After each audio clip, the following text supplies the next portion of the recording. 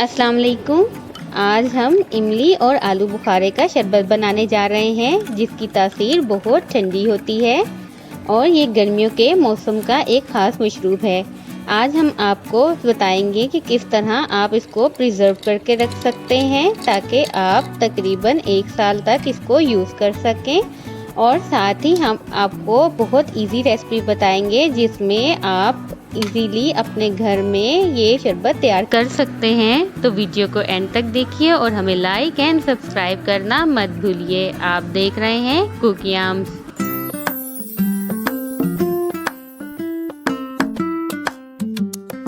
इमली और आलू बुखारे के शरबत के लिए हमने यहाँ पे ली तकरीबन 200 ग्राम्स इमली। साथ ही हम ले रहे हैं ड्राइड आलू बुखारा यानी खुश्क आलू बुखारा तकरीबन 200 ग्राम्स। ये तकरीबन 1 पाव से थोड़ा सा कम होता है।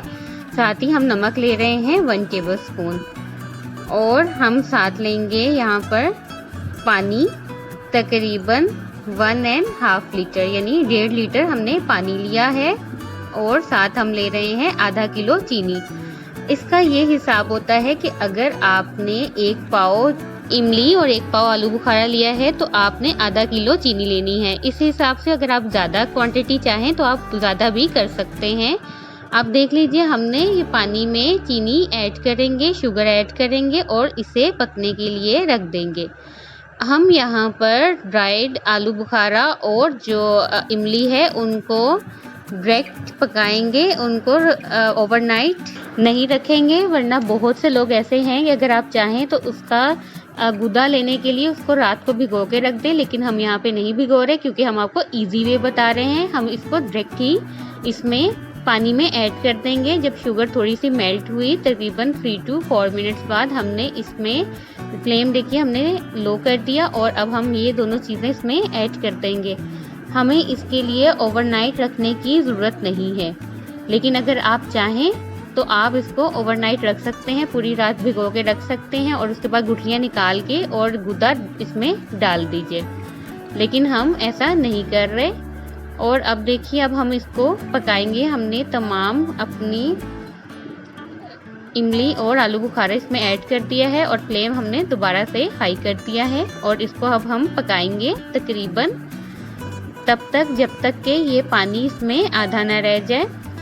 जब ये पकना शुरू हो जाए तो हम इसमें नमक भी ऐड कर देंगे। अगर आप चाहें तो आप इसमें ब्लैक सॉल्ट भी यूज़ कर सकते हैं, जिसे इंडियन नमक कहते हैं, काला नमक, लेकिन वो ऑप्शनल है। इसमें वाइट सॉल्ट ही ऐड होता है। ये देखिए, वाइट सॉल्ट के बाद इसका कितना प्यारा कलर आया है। और अब हम इसको पकाएंगे जब तक कि ये पानी इसका हाफ ना रह जाए।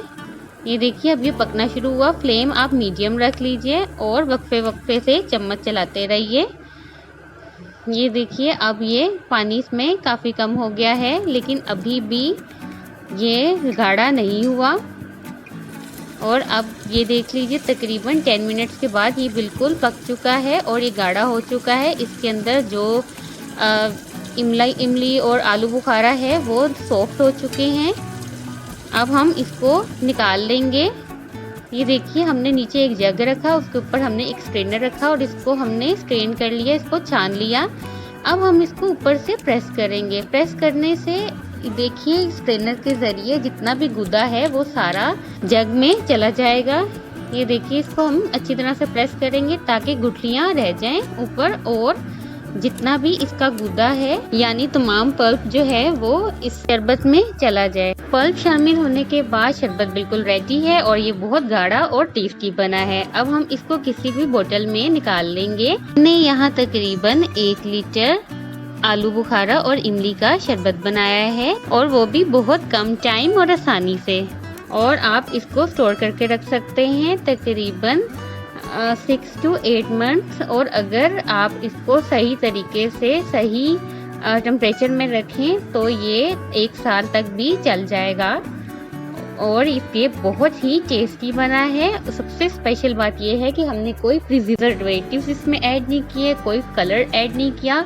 ये बिल्कुल नेचुरल और प्योर है और इसके हेल्थ बेनिफिट्स बहुत ज़्यादा हैं। जिगर में जिनकी तकलीफ़ हो या हेपेटाइटिस हो या गर्मी हो, ये तमाम चीज़ों के लिए बेहतरीन है और घर के मशरूब से अच्छी चीज़ शायद ही कोई हो।